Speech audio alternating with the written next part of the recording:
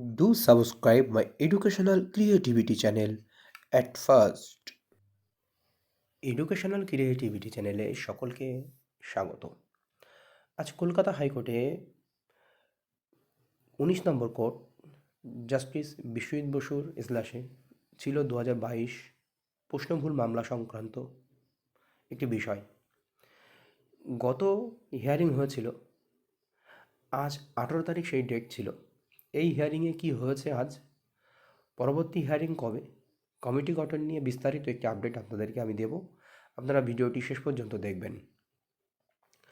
প্রথমেই বলি, আজ পশ্চাদের পক্ষে উকিল এবং পিটিশনারের পক্ষে উকিল সবাই উপস্থিত ছিলেন। তো এখানে যে প্রশ্নগুলো হয়েছিল সেখানে বিশ্বভারতী ও ক্যালকাটা ইউনিভার্সিটি এবং বোর্ডের দায়িত্ব ছিল, সেটা নিয়ে সুপ্রিম কোর্টে এসএলপি হয়েছিল। এসএলপি হওয়ার পরে সেটা আবার কিন্তু কলকাতা হাইকোর্টের রায়ের বা কমিটি গঠনের প্রস্তাবের উপর বোর্ড কী পদক্ষেপ নিয়েছে সেটার উপর ভিত্তি করেই সেই এসএলপিটা আবার উইথড্র করতে বলেন, আবার কলকাতা হাইকোর্টে পাঠিয়ে দেন। সেই মতো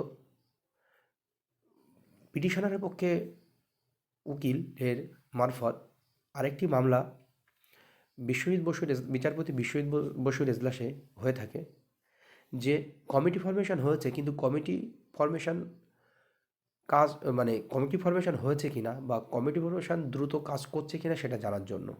কারণ সামনে খুবই নিকটে আছে যে নতুন ইন্টারভিউ নোটিফিকেশান। সেই জন্যই পিটিশনাররা জানতে চায় যে কমিটি ফরমেশন কতটুকু হয়েছে, বা একটা কমিটি তৈরি করতে এতদিন সময় লাগে, বা প্রশ্নের ভুল খুঁজে বার করতে এতদিন সময় লাগে, চাইলে তো 1 সপ্তাহের মধ্যে করে দেওয়া যায়। সেই নিয়েই রিপোর্ট তলব করেছিলেন আগের হিয়ারিংয়ে।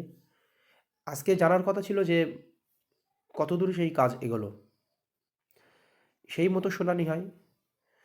সেখানে পর্ষদের পক্ষ থেকে 1 জন এবং ক্যালকাটা ইউনিভার্সিটি থেকে 6 জন ও বিশ্বভারতী থেকে 6 জন এই নিয়ে একটি কমিটি গঠনের কথা হয়েছিল। কারণ প্রতিটি সাবজেক্টের 1 জন করে এক্সপার্ট থাকবে এবং এছাড়াও অতিরিক্ত 1 জন এক্সপার্ট থাকবে, সেটাই বলা যায় 6 জন করে। সেই মতো কমিটি গঠন হয়। আর এই কমিটির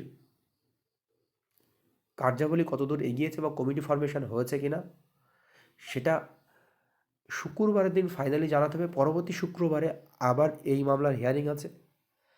আজকে এর বেশি আর তেমন কিছু হয়নি,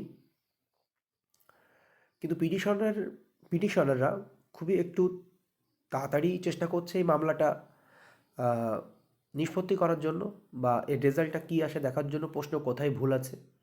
কারণ নতুন রিক্রুটমেন্ট আসন্ন।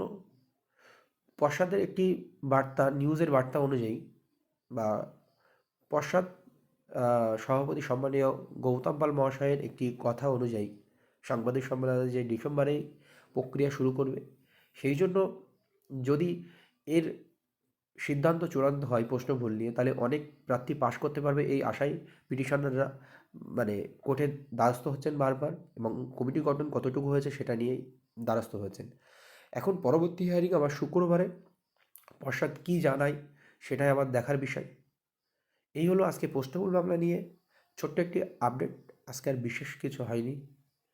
তাহলে পরবর্তী ভিডিওতে আপনাদের আমি বিস্তারিত জানাবো, সঙ্গে থাকবেন।